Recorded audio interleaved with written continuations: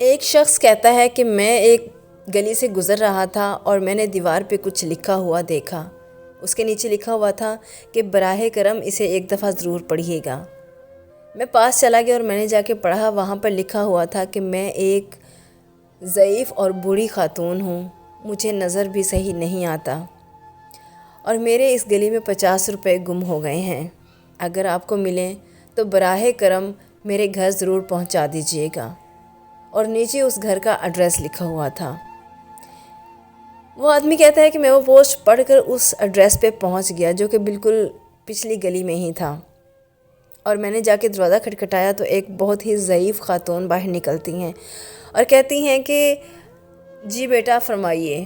اور میں نے کہا کہ اماں جی میں گلی میں سے گزر رہا تھا، اچانک نیچے میری نظر پڑی تو مجھے 50 روپے کا نوٹ ملا اور ساتھ ہی اوپر دیوار کے اوپر آپ کی پوسٹ لکھی ہوئی پڑی، تو میں نے سوچا کہ میں آپ کی امانت آپ تک پہنچاؤں، تو یہ پکڑ لیجئے آپ کا 50 روپے کا نوٹ۔ تو بڑھیا بڑی حیرت سے میری طرف دیکھنے لگی اور اپنی موٹی سی اینک کو اوپر کی طرف کر کے کہتی ہیں بیٹا صبح سے پتہ نہیں کتنے ہی لوگ مجھے 50 کا نوٹ دے گئے ہیں، وہ پوسٹ میں نے نہیں لگائی، مجھے تو لکھنا پڑھنا بھی نہیں آتا اور دکھائی بھی نہیں دیتا، میں نے وہ پوسٹ نہیں لگائی، میں نے وہ پیپر نہیں چپکایا، میں نے وہاں پہ کچھ نہیں لکھا، پتہ نہیں کون لکھ گیا ہے اور صبح سے کتنے ہی لوگ مجھے 50 کا نوٹ دے گئے ہیں۔ یہ سنتے ہی مجھے سارا معاملہ سمجھ آ گیا۔ اور پھر وہ شخص کہتا ہے کہ میں نے ماں جی کو کہا کہ ماں جی یہ 50 روپے آپ رکھ لیں، بلکہ اور بھی کچھ پیمنٹ میں نے اپنی طرف سے ایڈ کی، اور میں نے انہیں کہا کہ آپ یہ رکھ لیجئے، جس نے بھی لکھا ہے بہت اچھا لکھا ہے۔ لیکن اس ماں جی نے بڑا تکرار کیا کہ مجھے نہیں چاہیے، میرے پاس پیسے ہی کافی پیسے ہو چکے ہیں۔ ہر کوئی 50 کے ساتھ اور ملا کر مجھے دیتا ہے، جب میں اسے یہ کہتی ہوں کہ وہ وہاں پہ میں نے نہیں لکھا، تو براہ کرم آپ بھی یہ پیسے واپس لے جائیے، پلیز جا کے وہ پوسٹ پھاڑ دیجیے، لوگ گمراہ ہو رہے ہیں۔ تو میں نے سوچا کہ لوگ گمراہ نہیں ہو رہے، لوگ بلکہ سیدھا راستہ دیکھ رہے ہیں۔ کسی کی مدد کرنے کا اس سے اچھا اور کوئی طریقہ نہیں ہو سکتا۔ ماں جی نے مجھے بارہا کہا کہ بیٹا جاتے ہوئے اس پوسٹ کو پھاڑ دیجیے گا، آپ کی بہت مہربانی ہوگی۔ میں واپس آیا اور میں اس پوسٹ کے پاس آ کے کھڑا ہو کر سوچنے لگا کہ پتہ نہیں یہاں سے صبح سے کتنے لوگ گزرے ہوں گے، کتنے لوگوں نے اس کو دیکھا ہوگا اور کتنے لوگ یہاں سے گزرے ہوں گے، اور اس ماں جی نے کتنے لوگوں سے یہ ریکویسٹ کی ہوگی کہ اس پوسٹ کو پھاڑ دینا، اس پیپر کو اتار دینا، لیکن کسی نے بھی نہیں اتارا، اور ظاہری سی بات ہے کہ میں بھی نہیں اتاروں گا۔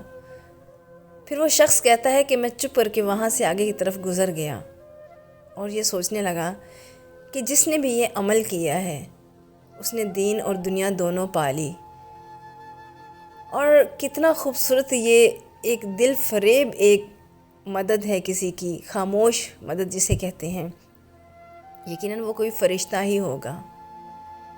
میں یہ کہانی سن رہی تھی اور جب میں نے یہ کہانی سنی تو مجھے یہ بہت اچھا لگا، کیونکہ میں جب بھی اپنے گھر سے باہر نکلتی ہوں تو میں وہاں پہ ایک عورت کو دیکھتی ہوں جو 4 بچوں کے سمیت بیٹھی ہوئی ہوتی ہے اور مانگ رہی ہوتی ہے، اس نے ہاتھ آگے کی طرف کیا ہوتا ہے، اس کو نظر بھی نہیں آتا، اور اس کے پاس 4 بچے ہوتے ہیں، 2 ذرا بڑے بیٹے ہوتے ہیں، ایک چھوٹی بیٹی ہوتی ہے اور ایک اس نے گود میں بچہ اٹھایا ہوتا ہے، واللہ علم وہ بیٹا ہے یا بیٹی۔ خیر وہ عورت ہر روز یہاں پر بیٹھی ہوتی ہے مسجد کی سائڈ پہ۔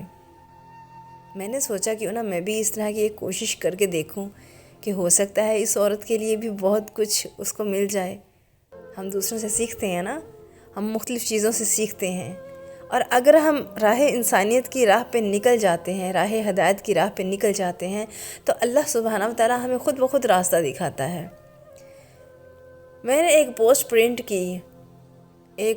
کی جس پہ میں نے لکھا کہ میں 4 بچوں کی ماں ہوں، مجھے نظر بالکل بھی نہیں آتا، اور میں یہاں پر ہر روز زمین پر بیٹھی ہوتی تھی، تو آج ایک خاتون نے مجھے کہا کہ آپ گھر چلی جائیں، اللہ سبحانہ و تعالیٰ آپ کو رزق گھر پہنچائے گا، اور میں اس آس پہ اپنے گھر میں آ گئی ہوں۔ میرا گھر پچھلی گلی میں ہے،